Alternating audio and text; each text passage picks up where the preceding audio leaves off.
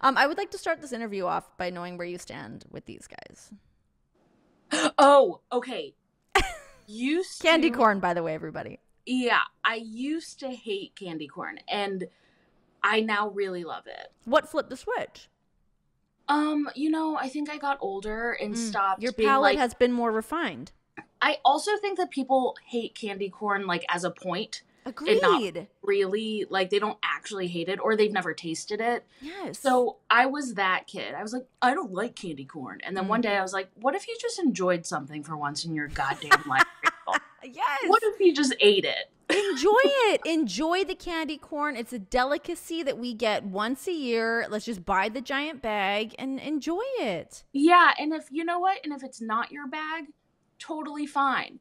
But I think we're past Let the people that hating on enjoy it people. enjoy it. Right. I know. Don't yuck somebody else's yum, you know? Yeah, don't yuck someone else's yum. I love that. How are you doing? What's going on with you? Is this like the busiest time of year for you? Are people like up your ass to do interviews and stuff? It really is. And I'm not like I'm kind of the worst at what I do. So I never say yes to anything. I'm genuinely like oh, after these past 6 years that I've been on this ghost show, it's been more and more people like asking me to come speak about things or asking me to be on panels. And I'm like, y'all, I just talk about spookies. I don't know how to speak with authority on this in front of a crowd. So politely no. But yeah, we have just started filming for season 6 for Paranormal Damn. on Camera. Yeah. What a fun show. Like, I'm not just saying this because you're in front of me, but I love shows like that. I love paranormal things.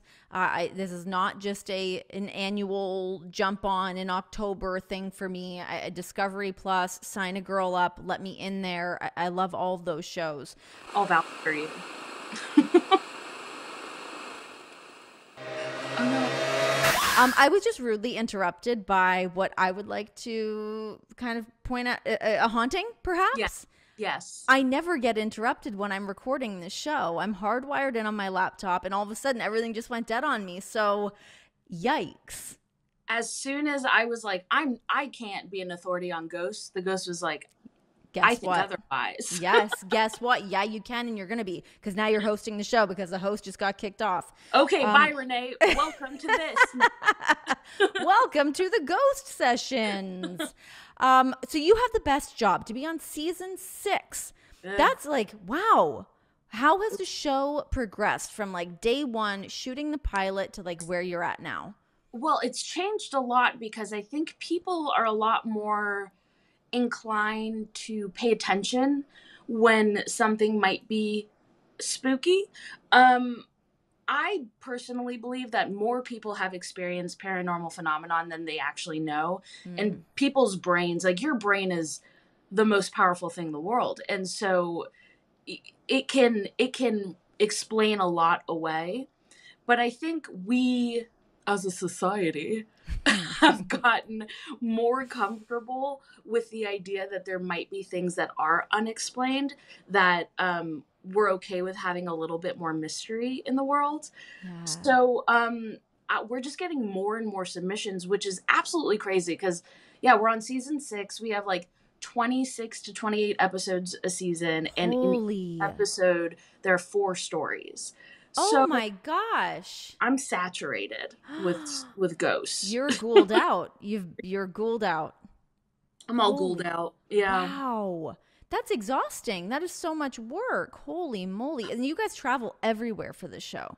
Well, we do. So we have like special events. So there's it's what's really cool about the show that I'm on is that it's like a panel of people who are experts in their own field. I kind of come from more of a place of like human psychology and how that mixes with the paranormal, how can it can inform the paranormal and how that in itself can be the paranormal. But we have like Filipino folklore experts and people who are mediums, psychic mediums. So everyone kind of goes off and does their own haunts or hunts.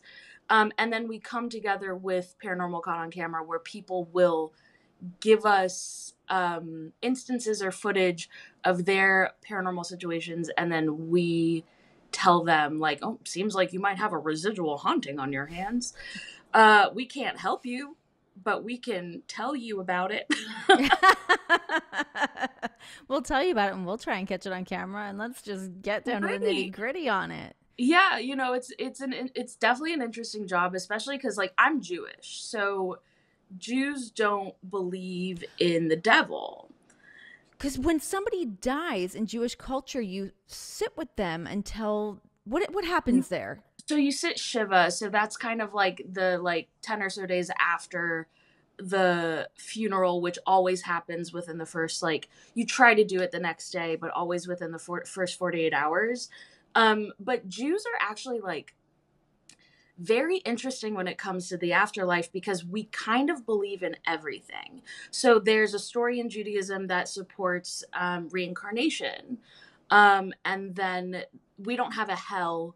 We have something called Gehenna, which is like a place where you go where you are confronted with all of, like, your misdoings in life. And we're not, every time I do this, I try not to be rude to Christians, but we don't care about, like, who you had sex with, you know? Okay. Yeah, it's hey, get after it. Yeah, it's a mitzvah. It's a good deed in Judaism.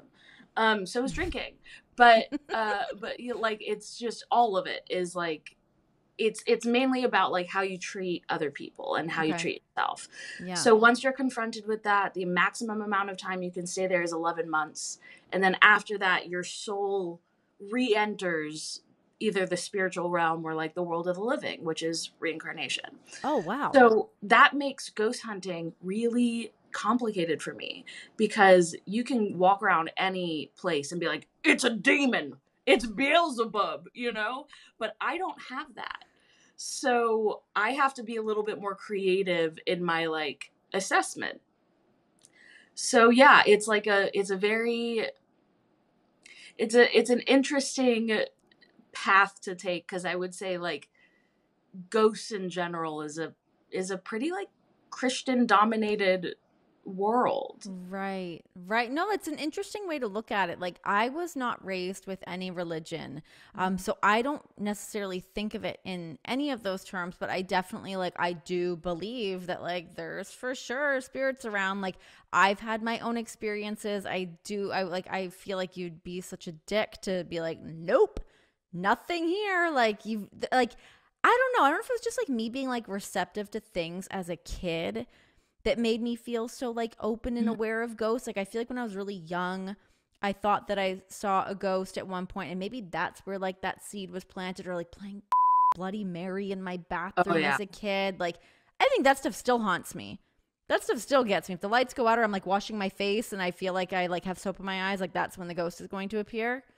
It's terrifying. I can't deal with bathrooms. I genuinely, like, all doors have to be open, all lights have to be on, or else I'm getting murked in there. Yes. But yeah, no, I think that that's where it comes from. And I also, like, that's where I'm talking about the whole association of the human brain, is that your brain sends you trigger warnings when you're in danger, when something is heightened around you. And like, you either choose to ignore that or you choose to explore it.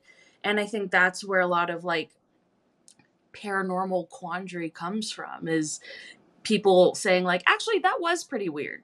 I wonder why that happened. Yeah. I don't have an explanation for that. What's like your reaction to people that just don't believe in ghosts, or the people that really try to debunk ghosts and spirits? It's the same people who don't like candy corn. Like, get a grip, you know?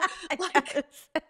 Just get a Don't grip. Yuck our yum. Exactly. Shit. And, like, if you want to live in a world without any mystery or fantasy, go off. But I love physics, and I also love ghosts. Yeah. You know, like, I'm a huge fan of science. It's, like, a huge passion of mine, especially, like, quantum physics, because I think that there shouldn't be as much of a divide between the paranormal and the scientific world as there is, because, like when you think about quantum physics, we don't understand quantum computing, but we do it actively, which is an insane thing to think about, that their entire companies built on. I'm so that crazy guy from that alien, from that From modern, yeah. aliens, like that's so Yeah. but like the fact that we are actively doing something and progressing in science in this world of quantum physics, but no scientist can tell you why that happens. um it's insane. Right. So I feel like That's way above my pay grade. honestly, same. I feel like there should be more mystery in science, and if you're so closed off, I think, to things that might be a little bit more fantastical, you're never going to be able to grasp ideas like quantum entanglement. You're never going to be able to get your brain to that place because you just have no imagination. Right. Yeah, let the imagination run wild, which can certainly be a slippery slope as well, and I'm sure you've come in contact with plenty of that. How do you guys decide which cases you're going to take on? Well, it's we look at the videos that they send us and we make sure that they haven't been compromised in any sort of way. So we'll look at the metadata of the videos and make sure that they haven't been altered. Make sure that, like, our due diligence, as much as we can do. We'll look in to the family and look into the people who submitted this story. Gosh, that's a lot of work for how many submissions you guys are getting. That's a lot of like deep diving you guys have to do. We have a huge research team and they're like incredible. Because it is a lot of work and there are so many people that just want to be on TV, Sure. And this is such an easy, like, it's such a hard thing to debunk that, yeah, you could just like paint your grandmother white and put her outside of your window. And I guess I can't tell you that that's not a ghost, like, I guess. But, we do our best to make sure that we're dealing with people who actually need help too, or want that validation. Like, my favorite stories are ones that are like, I think this might be my grandmother, or this is my dog. Like, that's a big one. We get a lot of pets. Oh, I've never even really thought about that. What an asshole I am. That's so sweet. I hope my dog haunts me better, little shit. Yeah. And I think they, like, at least for like some time afterwards, we get so many submissions that I refuse to believe that it's isolated incidents. Like, I think that it happens and they're things that we ignore. Like little things that fall over in the corner and you're like, yes. Oh my God. The amount of times things like that happen, it's really funny. And I'm sure someone will debunk this, but I feel like anytime something like that happens in my house, it's always when my husband's gone. Always. And I'm like, why does this not happen when he's here? What is going on? Like, I'll be upstairs sleeping, a huge crash down in the kitchen. Both dogs are upstairs with me. There's no way it could be anything else. I'm like, this only happens when John's on the road. Always. Does he believe in ghosts? So he does. So I feel like I'm more receptive to it. Like, he freaks out. He thinks that I like attract ghosts. Cool. Which maybe I do. Who knows? So he doesn't even want me talking about it. So our house we live in is super old. It's built in 1880. Probably has like a crazy history. But I will say, living in this house, knock on wood, aside from the little ghost internet moment we had, I've not really heard too many like really like creaky weird things or like felt a presence in this house. But yeah, he definitely gets his back up to it. So he does believe in it, but not in a way that he he kind of just doesn't want to know about it. Like, I think it like really kind of rattles him. Yeah, I mean, it is an energetic thing, which is why it's so easy for skeptics to be like, to call bullshit on it, because if you're not receptive to it, then you cannot see it. Like, it's very possible for things to be happening right in front of you and you just not see it. Yeah. So yeah, but I would definitely look up, this is my favorite part of the job. I would definitely look up the history of the building that you're in and of the land that you're on. Oh, so where do you go to do that? The library is where I go, which is a little lame. No, I love the library. I'm fine to go to the library. It's great because you have to have like all the regional database public records. Yeah. So I would Ah, look into it. I also grew up in a very old house that was built around the same time, and that's where I started like experiencing ghosty things for the first time. And my parents, like, we lived there for over 20 years. My parents never experienced anything. really? But you Yeah. did. You I had did. you had big Yeah. experiences when you were a kid, right? Yeah, me and my sister both did actually, and we never talked about it until we were like in our late teens, which So is so same for me and my family. Let's hash really. this out. So what kind of experiences did you have? And like, yeah, not talking to each other about it's really funny. Yeah, yeah, because it's just one of those things, I guess, that you're like, that's crazy. Let's not Mm-hmm. talk about it. And I Mm-hmm. think we're kind of past that, I hope. Well, you and me, we're so past that, Renee. Where you and I are beyond that. Yeah, we're gonna talk about it.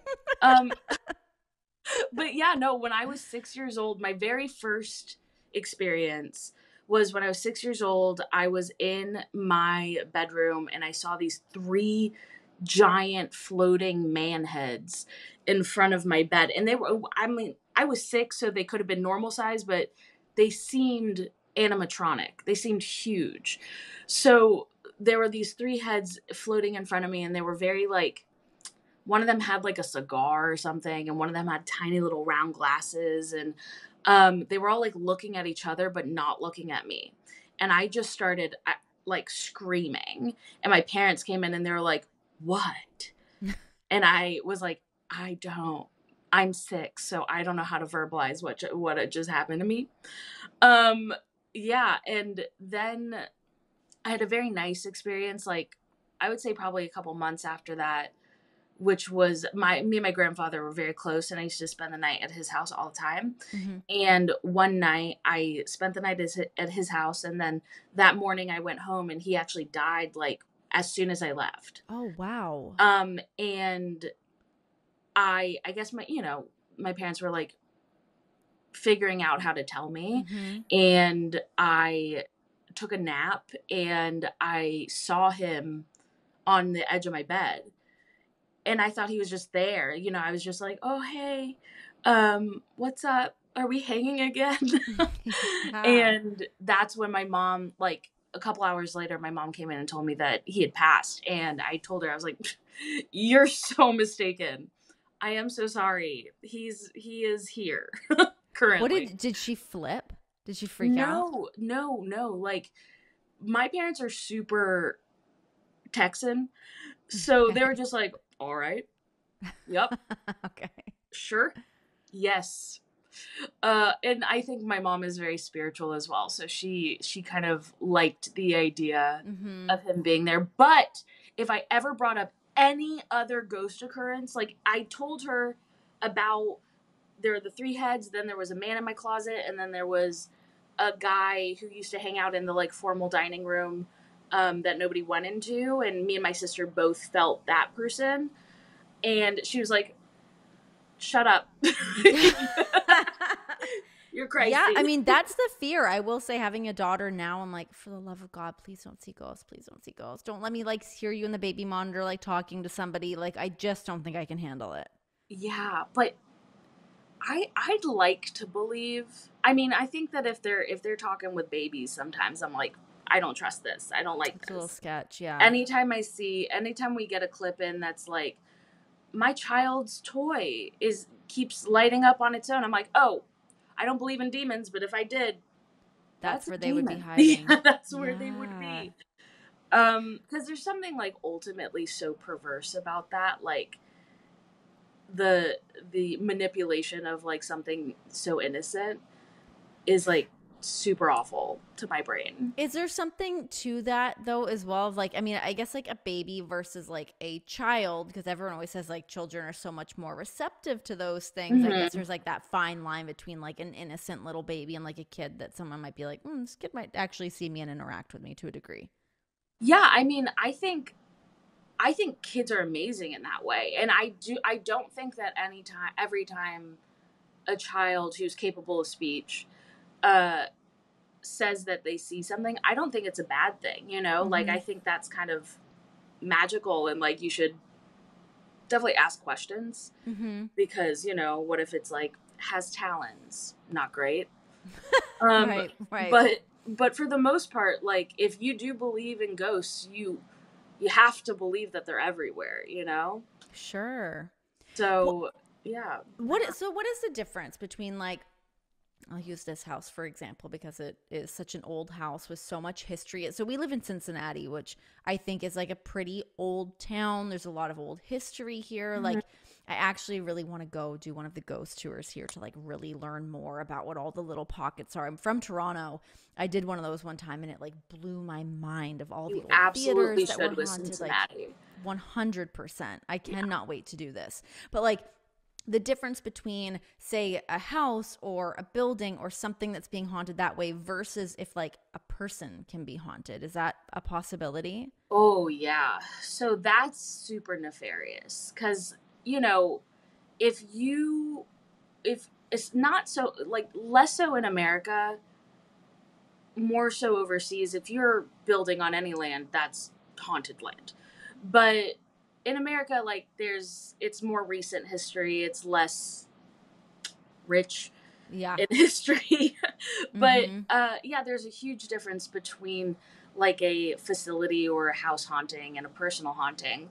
For the house stuff, generally speaking, what I see the most of are residual hauntings, which means that it's a person haunting. So there's a difference between um, a spirit that is detached from human soul and like a human haunting. So usually with houses, you'll see this residual thing, which is a person lived here for many years. This was a person's first home, and they are still going about their routine. You might hear the cabinet doors in the kitchen open, or you might hear Mhm. the garbage rustle. Like they're going about their normal routine. And for the most part, you, unless you want to try to like release them of this loop, which takes research and work, you can just live happily with those things. You know, they're not going to hurt you. And I would say for the most part, trust your gut. If you feel fear, that's you know that you should be afraid, because I'm a fearful person. Like I'm not a brave guy. I like will I'll go into a haunt and I'll be like, No, thank you. everyone crowd around me and I'm holding on to everybody. But every ghost experience that I've had out as an adult, like as a kid, it's hard to process, but Mhm. every ghost experience I've had as an adult has been not scary. You know, like once you're actually confronted with the thing, the fear kind of goes away and it's just your reality. I like to liken it to, which is so not appropriate, and like feel free to cut I this. like where this is headed. Great. I liken it to like doing mushrooms, Okay. where if you do mushrooms and you look at something that doesn't normally look like that, you're not scared of it. You're just like, that tree has a face now. Right, right, Okay. right. And that's kind of what it feels You like. know what you're Where walking into. Like if you're on mushrooms, you at least sort of have like I've only done mushrooms like twice and it was not a great experience. right, But you're aware during it. You're like, I'm just having a bit of a weird trip right now right, and we're gonna right. ride it out. And I guess same thing if you're walking into something like, well, this house is haunted and some shit might be going down. Let's just buckle up for that. Right. And like in the same situation, like you can feel discomfort, but you're never out of control. Like you're never like, what's gonna happen? Or maybe I'm projecting because I'm like, I'm fine. But, but for me, whenever I've had a ghost experience, it's just been like kind of like a stillness, like a sense of still, where you're just, that's the reality you're now living in. It's not scary as much as it is just feels real. But a personal haunting can be very, very different. Very, very different. So if you feel that spirit is attached to you for whatever reason, I don't believe in things like demons, but I do believe in nefarious spirit, which is something like a parasitic spirit, like a succubus, Ugh, those that all just sound bad, bad, it's, oh, bad, it's bad news. I bad. mean, the job and goal of something like a succubus is to steal your energy. And it gets that generally like while you're sleeping, which is awful because like how are you supposed to protect yourself from that? Yeah. And you know, from that I will say, like, if you do feel yourself being, I guess for lack of a better word, like haunted anywhere, everywhere that you go, it doesn't matter if you move from house to house, like you need to go to a spiritual cleanser. And And is a lot of that too, like when people have like sleep paralysis, is that something that's kind of like that as well? that is my favorite. That's my absolute favorite. So I generally don't dream too much, but when I do, I have heavy, heavy lucid dreams and big sleep paralysis. Oof. It happened to me. I was on a show called The Circle, Mm-hmm. which is like this reality show. Oh, we know The Circle. Oh, good. Oh, good. Um, but I would lucid dream every single night in there, and it was exhausting. Oh my And gosh. my favorite idea about that is that you're actually peeking into a spirit realm. So specifically, if you have lucid dreams that take place inside of the room that you're in. So, if you're dreaming and you are in your own home or in your bed even, and you're like you can't get up, that kind of thing. Mm-hmm. Um Generally that is believed to mean that you are peeping into the spirit realm while you're sleeping. So if you see anybody in that dream, try to interact with them, because you could be talking to a spirit that lives in your home. You should interact with them? Oh, sure. I mean, Okay. like if I personally believe, like, if you see something, say something. If you Follow the airport rules, everybody. Exactly correct. If you see something, you're already past the point. Like, if it's gonna do something to you, You're there. you're in bed. Like, what are you gonna do? Yeah. You should talk to it and try to, because like I had that experience when I was over in Manchester filming, where I had this. Manchester will take you down, won't it? Oh yeah, and it did, and it did. Um, I had this lucid dream where this woman, who was, by the way, amazing. She was like gorgeous, tall, like icicle Stupid, woman. sexy ghost. Yes, yes. And she was chasing after me. And so she was chasing after me in like throughout this like very small Manchester flat, until finally like I got in bed and I thought that I lost her. And I was in bed and I was like, "Oh my god. I'm dreaming right now. Wait." Because I tried to look at my phone and the numbers were all messed up, which is like a key indicator. Mm-hmm. And she walks into my room holding In and Out. My kind I of don't know. girl. I know. So she walks into my room and she was like, "I'm not gonna hurt you." And I was like, "Well, why were you chasing me?" And she's like, "You wouldn't talk to me." And so and so I did this really unhinged thing after that dream, where I would wake up in the morning and be like, good morning." Oh Just my crying. gosh. Just That's crying really to death. interesting though, of like wanting to have those interactions and like kind of create like to make them feel heard and seen, because that's all they want, right? Yeah, absolutely. And I do I like to believe that for the most part there's when we experience some sort of like energy shift that somebody might call a ghost encounter, I like to believe that it's human.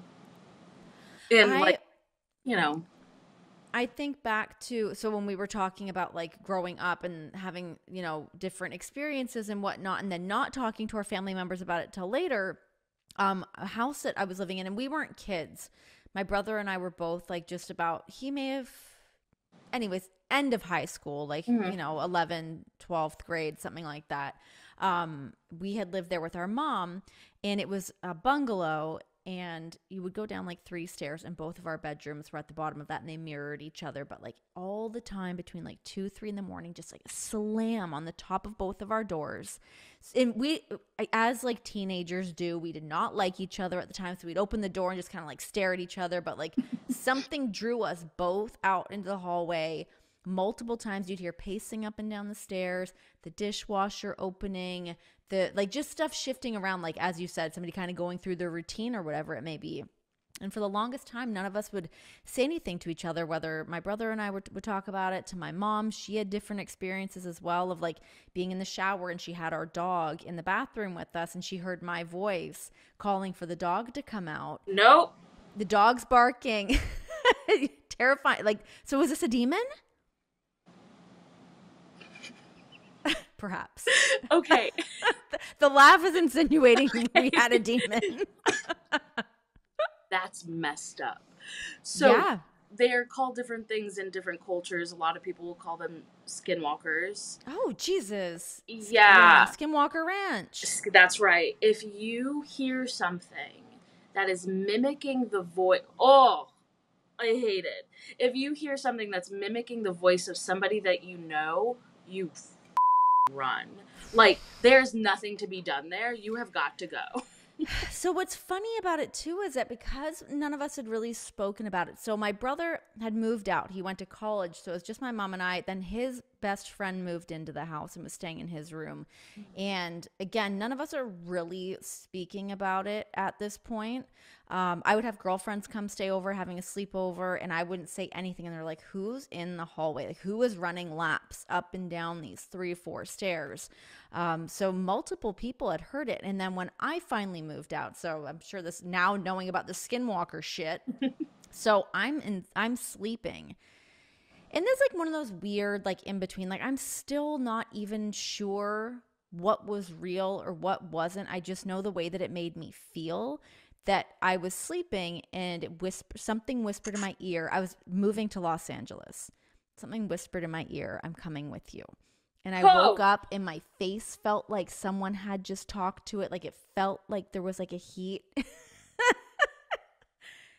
So nothing really beyond that happened other than me always just having this sort of like heightened sense of like, what the f-? Like even when I lived in Los Angeles, just kind of feeling this feeling of like, is something around me? Like what is happening? I would just think about it all the time, but I don't know if it was just like in my head that I'm thinking about it all the time. No, I see, don't that's know. would you ever say that to yourself about like needing eggs from the grocery store? You know, like I feel like people invalidate themselves so much with that. Because you think it's like a dream, or you're like, did I make that Yeah, up? Did that yeah. happen? But it's so vivid to me. The way that happened and my memory of it is so sharp. Yeah. Yeah, and then once we all started talking about it, once I'm talking to my mom about it and she's telling me about the dog barking in the bathroom thing, and we all had different stories about it. And then my mom, so on this flight down to Los Angeles when I was moving, she came with me for the flight because I was like young, and she was like, let's just make sure you get there okay. So she flies back home to Toronto on her own after we had all kind of spoken about it. And she was like, again, my family's not really religious, but she was like, I guess I'm going to read a Bible verse out loud in the house. So she went home and did that. And she was in the house by herself at that point. She was kind of like, this is my only opportunity.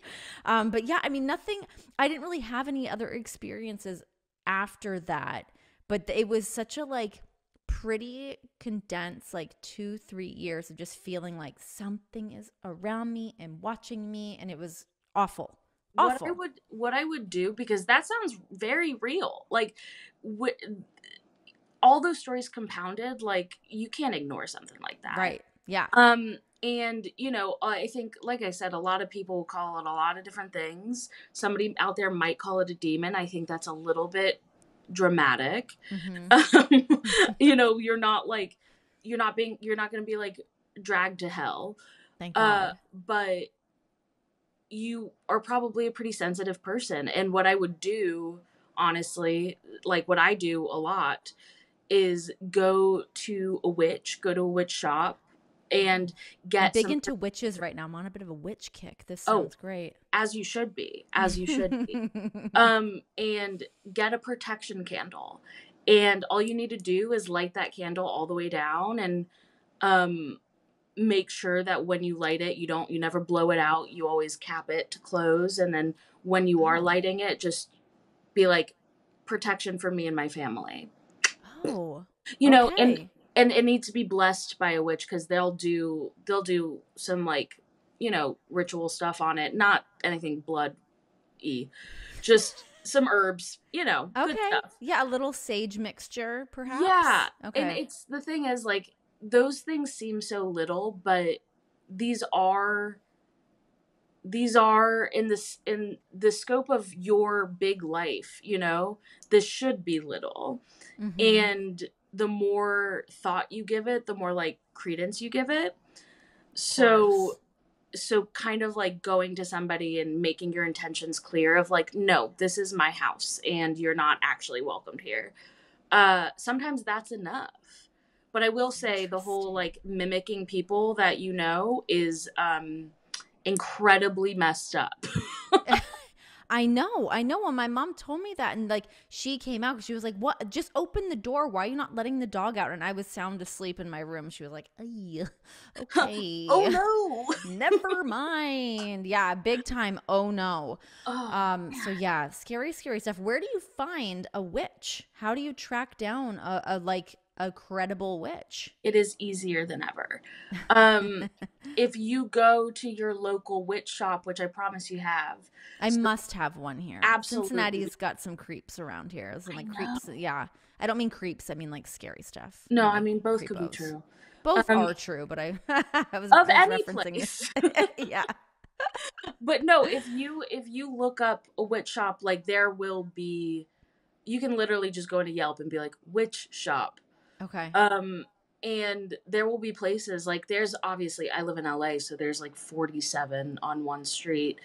Um, but it really is about like going to the person that you trust the most, and you you can feel that when you go Mhm. into somebody, because they're at the end of the day, like it's their intention that's going into that blessing, that's going into that candle. So if you don't trust them, then that's a Don't moot candle. bother. Yeah. But yeah, like I don't live anywhere near Hollywood, but I go all the way to Hollywood just to get Vicky, Vicky, my witch, my witch Vic. That's great. Okay, I'm gonna look into this because, I mean, why not? I'd rather do it than not do it. Right. And Have especially that because extra protection. you're a sensitive person, like clearly, and you have a family now, and it's not like I don't think it's sensationalist to be like it couldn't hurt because I bet she's sensitive Yeah, too. of course. Oh my God, my little baby. Nobody touch my baby. Everybody That's back nobody off. touch her Oh baby. my gosh.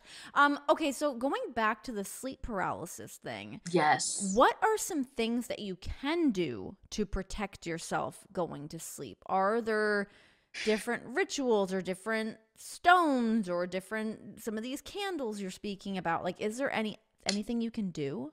Yeah, the thing is with this stuff, like generally speaking, if it's gonna happen, it's gonna happen, which is like never the thing that you want to hear.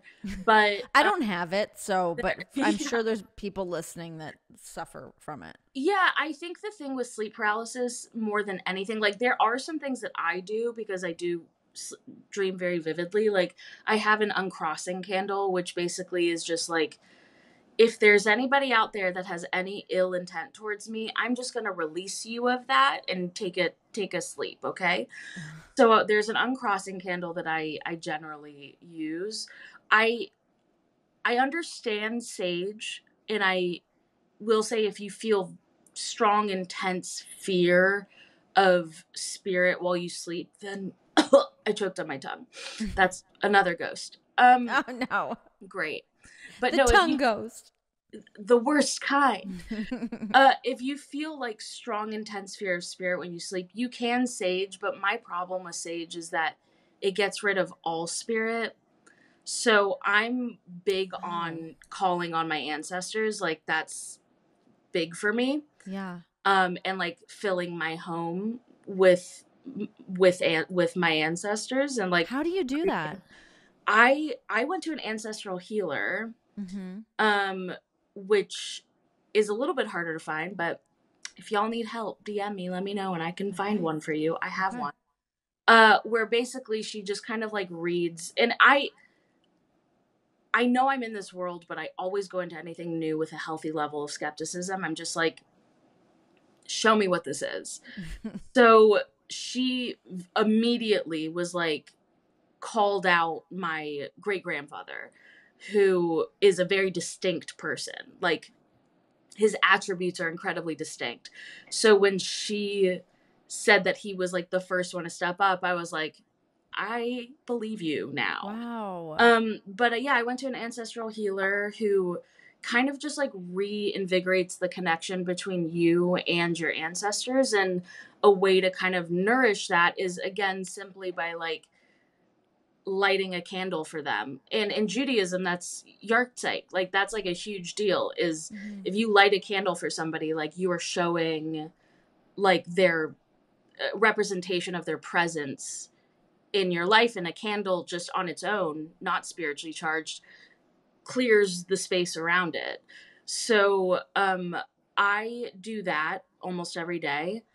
But the biggest suggestion that I have, which can be a horrifying one, is to kind of just let it happen, and to think of it like Halloween Horror Nights. Think of it like you're experiencing this. It cannot hurt you. People who like wake up with like scratches and things like that, that's so highly contested. It's really hard to like speak on that. And I never want to tell anybody that their experiences didn't happen, so I can't say that they didn't happen. But Mm-hmm. for the most part, especially with sleep paralysis, you are seeing what many people see. And there's kind of a comfort in that, where like there's like that same witch lady that a lot of people see, the like hunched witch lady. Okay. Which, by the way, if I saw this, I would shit myself. Like, I'm not saying I am cool in these situations, but if it happens to you consistently, you have the opportunity to become cool with it. Right. Right. And the more that you are cool with it, chances are the less it'll happen to you. Interesting. I find it all like so fascinating. All these different like realms and different versions. Like when you look at like what some of these spirits are, like you're talking about this hunched over witch that is common for people. Are there like levels of a ghost, from like the like, you know, Casper to like the demonic version? Like, how do you kind of grade a ghost? Yeah, absolutely. There's there's kind of like what we talked about a while ago, was that is the residual energy, which is kind of the most innocent form of spirit. And that is simply a person who loved the space that you're in currently, and they died, and they're reliving their life there. Very Casper adjacent, although Casper is an intelligent ghost, which is a little bit spookier, because if you think of this like residual ghost as kind of an echo, there's like beauty in that, of like, oh, the soul, the spirit, whatever. Mm-hmm. But once it becomes intelligent, it's like you crossed enough over into the other side to like become cognizant of the situation that you're in, Mm-hmm. which can lead to like, resentment and trickery, and things that maybe just upset you, like Casper's brothers or Right. something. Yeah. Yeah. Yeah. So there's definitely different levels to it. And then, you get into the arena of like, I mean, ghouls, like these succubi, these parasitic spirits, nefarious spirits, that their goal is to harm you. And are these like all believed to have been people? no, Okay. that's what's so scary about it, Right. is that they have no empathy towards you. They don't see themselves in you at all. You are like a vessel for them to have more power or to become realer, because that's the point of all of these things. They just want to be real. So the realer you make it, the realer it becomes. And yeah, like and that's not to say too, like, I never want to discount somebody who's experienced something really traumatic with, say, like, if these people that we dealt with a couple of years ago, who their children's toys would constantly wake them up in the middle of the night. They would like take the batteries out, they would still light up. And that's a succubus spirit. So that spirit is trying to make you not sleep, because the more tired you are, the more susceptible you are to that. Like, I Yeah. don't want to say entry because you're not going to get possessed. I do not believe in that. But like, hard line in the sand for me is possession. Okay. I Um, love a good possession movie. They're some of my favorites. I do too. My sister's name is Emily Rose. Like, Really? I know, spooky. Wow. Yeah. But yeah, no, I love the stories of it too, and I do think that a lot of the like real life stories around it are really compelling, but I just think the idea of possession does more harm than good. For the most part, we see like possession kit dark. I was about to say dark turn, but I guess this is all dark.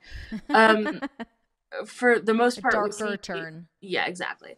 We see possession cases in instances of young, either pubescent or prepubescent women, girls, who are under like incredible religious scrutiny, and they're dealing with mental health issues that then become reframed as possession. And Right. in the tragic story of Annalise Michelle, who Emily Rose is based off of, um she had somewhere like 67 exorcisms, Holy and shit. when she died she was 80 pounds, or even less than that. And that's her family did that, like, Yeah. that's in her family. Her parents got arrested because the court was like, if you had gotten medical intervention, then this wouldn't have happened. Like, looking at the paper, Oh that's my the case. gosh. So That's sad. it's really sad, and that's where Yeah. like a lot of this, when you attach too heavily religion to these things,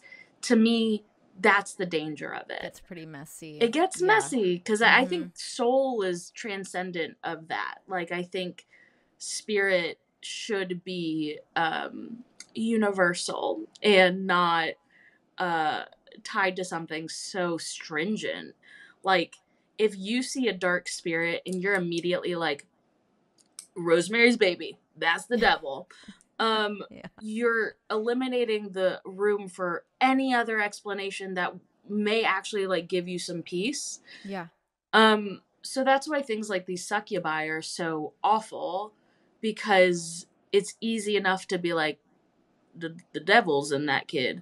Right. But for the most part, it's probably just like this spirit trying to take your energy. And if you hold your ground and do what you can to like rid spirit of your home, you'll probably be okay. Mm-hmm. Yeah. What about going back to me saying that when my brother and I would hear that knock on our door, it was Mm-hmm. always between like 2, 3 in the morning. Is there something to that time of day? Absolutely. So that's, I mean, it really depends on who you talk to. Mm-hmm. I am a witchy hoe.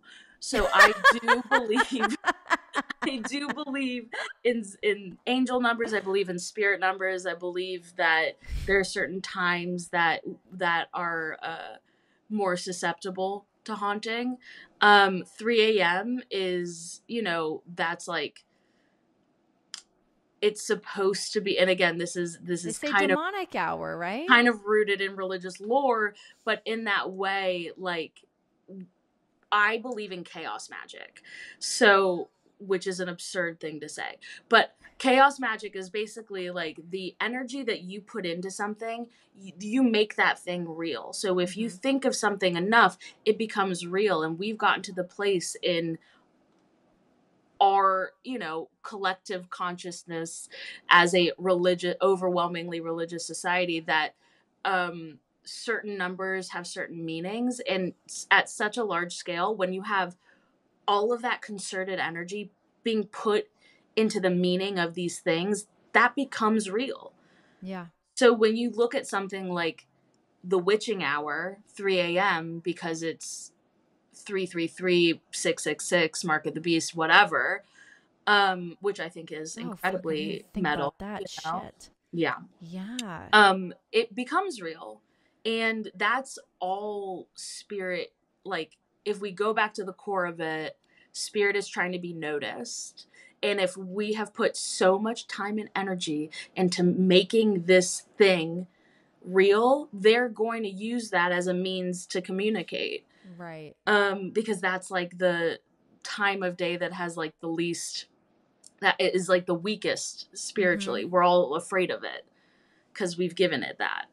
Gosh. Yikes. It's so crazy how our minds just work in conjunction with all of this stuff, and they all just go so hand in hand.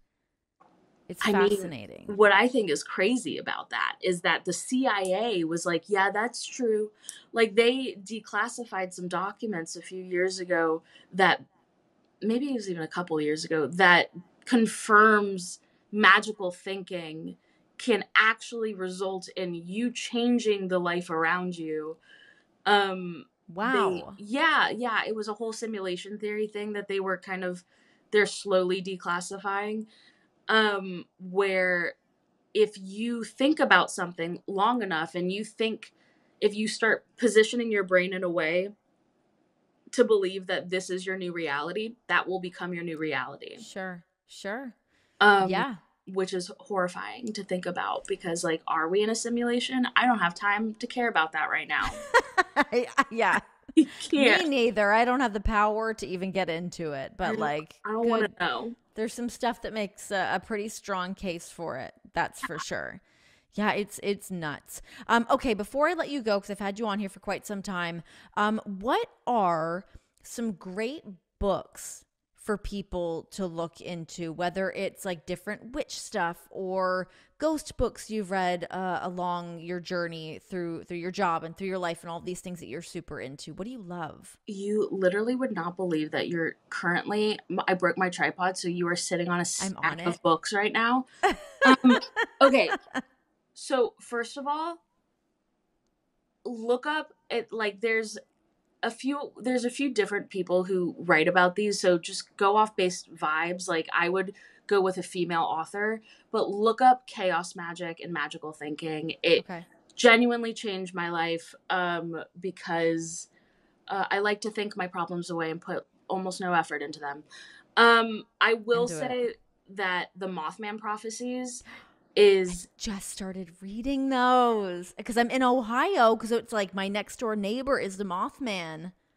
Incredible. Yeah. Incredible. And you also get like firsthand accounts of people who are witnessing these things and these like anomalies. This is gonna be slightly contentious. Love it. But I would say the Satanic Bible is an incredibly interesting read, because it's not what you think it is. Is that going to welcome any spirits in as you're reading it? Absolutely not. That's the whole idea of Satanism, is that they do not believe in the devil. It's all about contrarianism and all about like believing in your fellow man as God. Okay. Which, on that note, I would also read Stranger in a Strange Land, because it helps you kind of like understand the humans around you, that I think helps understand maybe the spirit world. This is all it's a little esoteric. And then this is crazy, but I would read How the Hippies Saved Physics. Okay. It's a book by David Kaiser, and like Kaiser, yeah. I know that that's not very spooky, but for me, I think like I come at this from an informational point of view, and How the Hippies Saved Physics really helps you understand how magical thinking can push science forward, and that these questions that we're asking are actually like, they're not dumb and they're not silly. They're questions that one day will have an answer, and if you're not asking them, like, we ain't gonna get it. That's on you for not being curious, my friend. Yeah.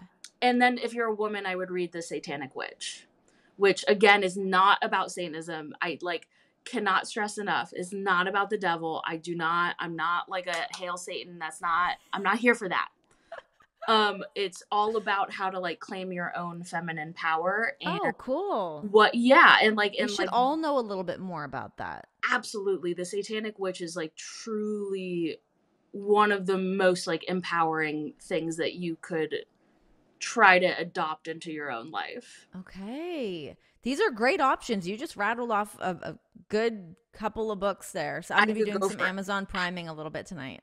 I could do this for also I would be so remiss to say that my dad is from Cincinnati He and is? oh my god, John is his favorite wrestler of all. He's been watching wrestling Oh. since like 1962 Oh my and gosh. John is his favorite wrestler of all time. Well, please, if you guys come through town, we'll let them hang out. You and I can go get up to some witchy shit That's and right. let's just like have a time. We'll find you a witch shop. Get you It some sounds great. Please let me know if you're coming to town. Oh, I will. We'll have to get together. Get some 100%. Skyline chili. Let's do it. Yeah. Skyline and Satanic Witches, baby. Let's go. Name of my memoir. Well, you are an absolute gem. I truly enjoyed this. You're fantastic. You have such a great energy and just shed some light on all of this stuff for me. And hopefully everybody learned a little something about some ghosts here. Well, thank you. And thank you for sharing your stories. That's so interesting. Oh my gosh, I know. Every now and then. I mean, it's always like this time of year, you like when you're talking about stuff like this, it all of a sudden I'm like, yeah, some shit went down. And it was pretty wild. It was pretty nuts. I sometimes feel like it would be cool to like have my maybe I should do an episode like that. Bring my brother on, bring my mom on, and we can all talk about it and just like hash it out a little bit. Yes. It would be interesting. Okay, I'm gonna send them a little group text after. So interesting. Take up some time. All right, go back to doing whatever it is you're doing. Your background's beautiful. Kind of matches mine, which is not as nice as yours. The painting is lovely, and hopefully I'll get to see you soon in Cincinnati. I hope so. It was Me so nice too. spending time with you, and thank you so much for having me again. Absolutely.